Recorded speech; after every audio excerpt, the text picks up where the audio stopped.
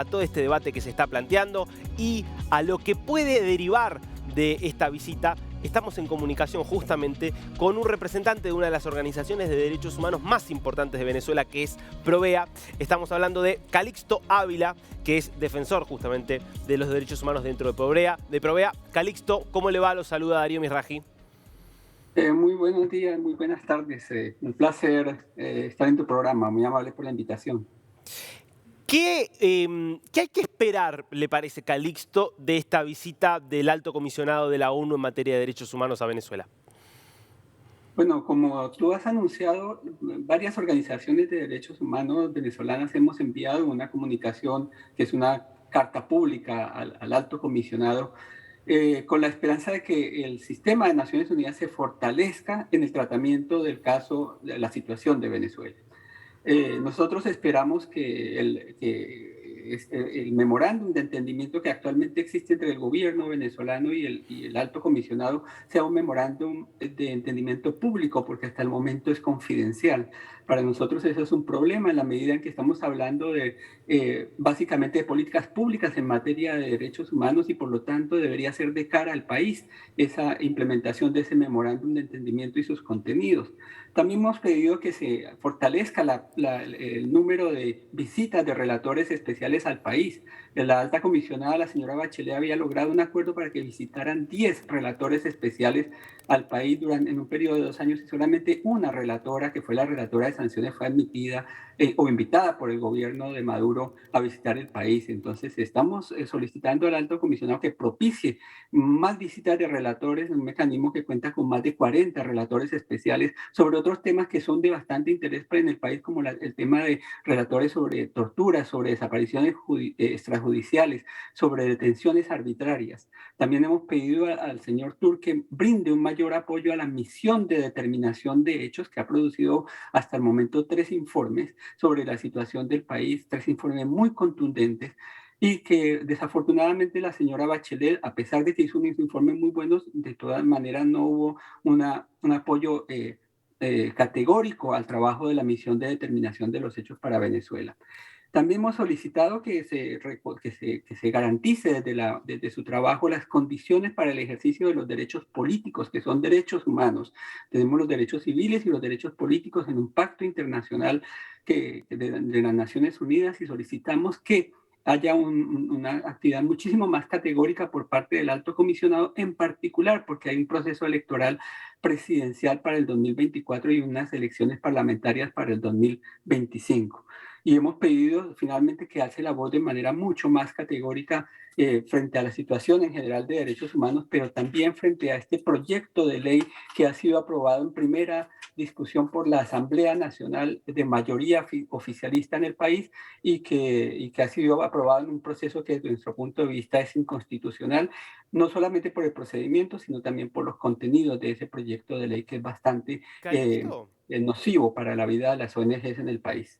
Calixto, quiero volver sobre lo que decías al comienzo, que me parece realmente impactante, que es que el alto comisionado de Naciones Unidas firma un memorándum en materia de derechos humanos con el gobierno de Venezuela y ese memorándum es secreto, no se conoce.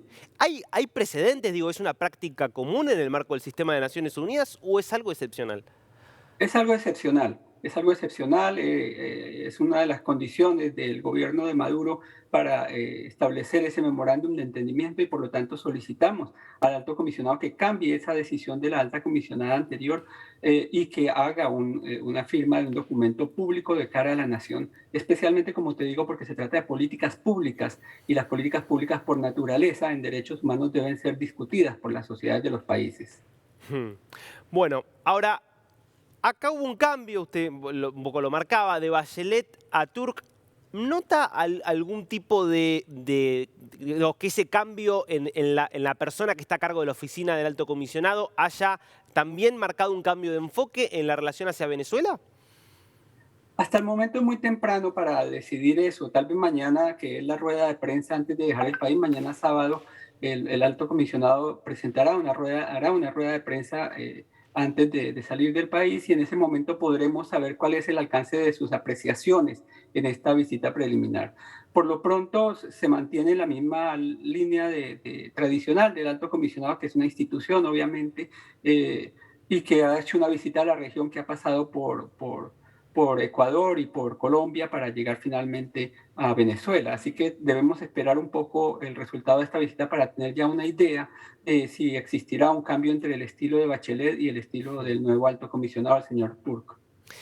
Calixto, hay desde hace tiempo una discusión respecto de si está mejorando o no la situación de los derechos humanos en Venezuela. Está claro que no se está viviendo el apogeo o el momento más duro de la crisis, cuando había muchas protestas y había desapariciones de personas y había centros de tortura llenos de gente. Pero ¿hay realmente mejoras sostenibles, visibles en los últimos años o no están así? No, el país sigue viviendo lo que nosotros conocemos como una emergencia humanitaria compleja y le hemos solicitado a las Naciones Unidas que sea tratado como tal. Eso significa que deben participar diferentes agencias de Naciones Unidas para resolver la situación. Nosotros sabemos que desde el país, las últimas cifras de Naciones Unidas incluyen un total de 7.100.000 venezolanos, es decir, más del 20% de la población se encuentra aún fuera del país. Continúa la migración, que nosotros consideramos como una migración forzada, y hemos solicitado a los países de la región que lo traten de acuerdo a los estándares internacionales, en particular del tratamiento de personas que requieren asilo y refugio en el país, en la región. La situación de las cifras indican también que existe una situación de hambre en amplios sectores de la población y por lo tanto, y también que se mantiene la situación de presos políticos en el país. De hecho, hoy nos enteramos de la detención de una defensora de derechos humanos que participó en el día de ayer en la reunión con el señor Danilo Turk. Fue detenida cuando llegaba a una de las universidades porque está vinculada a una universidad en Caracas, y esa persona al día siguiente que se reúne con el señor Danilo Turk es detenida en la ciudad de Caracas, con lo cual consideramos que este tipo de precedentes es un pésimo mensaje para el alto comisionado, y el alto comisionado debería tener alguna palabra que decir al respecto el día de mañana cuando deje el país. Claro, porque es claramente un mensaje intimidatorio. Te reunís con el alto comisionado, le hablás mal de la situación de los derechos humanos en Venezuela y vas preso. ¿Qué se sabe de la situación actual? ¿Esta persona sigue bajo detención? ¿Está incomunicada? Hasta el momento sabemos que está detenida, pero las condiciones específicas de su detención las desconozco, y también esperamos que la familia también nos autorice a poder brindar mayores informaciones. Claro. Calixto, a ver, pensando hacia adelante, ¿cómo ve el trabajo que tienen por delante las organizaciones de derechos humanos, la articulación con la ONU, la articulación también con algunos sectores del gobierno? ¿Ve posible encauzar de alguna manera esta relación a tres bandas para ir mejorando, aunque sea un poco, la situación? Mira, la situación lejos de mejorar, pues se agrava. Como te he comentado, ha sido aprobada en primer debate un proyecto de ley que está claramente dirigido a anular la posibilidad de funcionamiento de las organizaciones no gubernamentales mediante una serie de controles excesivos, mediante una serie de mecanismos y atribuciones abusivas al Estado, que permitiría inclusive llegar a suspender y a eh, anular de manera permanente la personería jurídica de organizaciones no gubernamentales, además de poner una serie de requisitos que restringirían también la posibilidad de desarrollar su labor a nivel nacional, y que implicaría también un cúmulo de trámites tan intenso que sería imposible cumplir con ella. Entonces, este proyecto de ley, que hasta ahora es un proyecto, pues es un paso, es una intención. Desde hace mucho tiempo el gobierno del señor Maduro ha pretendido limitar y controlar las organizaciones no gubernamentales, en particular las organizaciones de derechos humanos,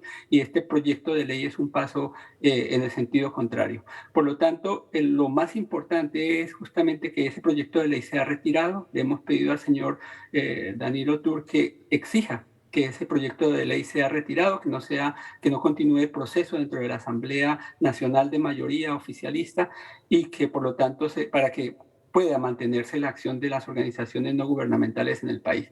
Es importantísimo también que existan esas organizaciones no gubernamentales, no solamente porque están apoyando a la población dentro del país, sino porque también han sido claves en las decisiones tomadas en Naciones Unidas y el sistema interamericano.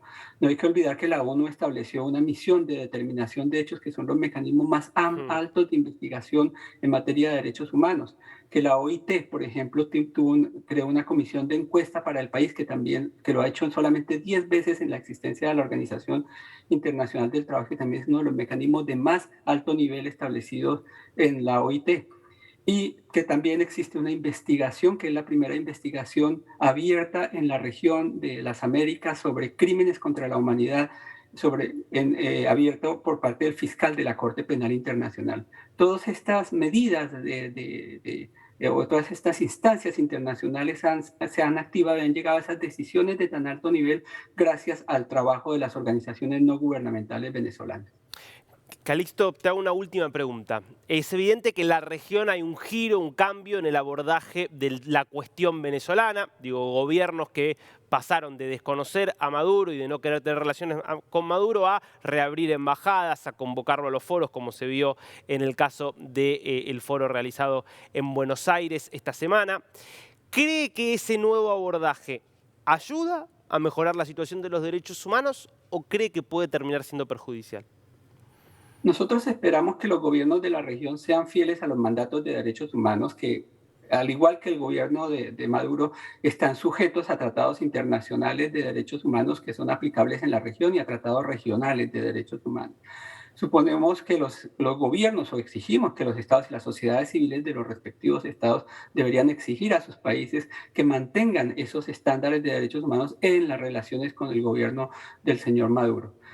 Sin embargo, pues para nosotros es claro que no existe una voz unánime en torno a cómo referirse a la situación del gobierno de Maduro en sus relaciones con cada uno de los estados. Creemos que hay diferencias entre unos estados y otros. Y esperamos que dentro de los estados más moderados, digamos, se imponga la necesidad de que el gobierno del señor Maduro garantice los derechos humanos y en particular garantice los derechos civiles y políticos en el sentido de que las personas puedan ejercer sus derechos políticos y postularse a ser electos o a elegir también mediante unas condiciones libres, transparentes y creíbles dentro del país, que es uno de los grandes reclamos tanto a nivel interno como de la comunidad internacional en las relaciones con Venezuela. El tema electoral ha sido un tema fundamental y hasta el momento creemos que no existen condiciones para que los derechos políticos sean ejercidos de manera completa y cabal en el territorio de Venezuela. Calixto Ávila, muchísimas gracias por este tiempo con DNews. Muchísimas gracias a ti y a todo el equipo por la invitación.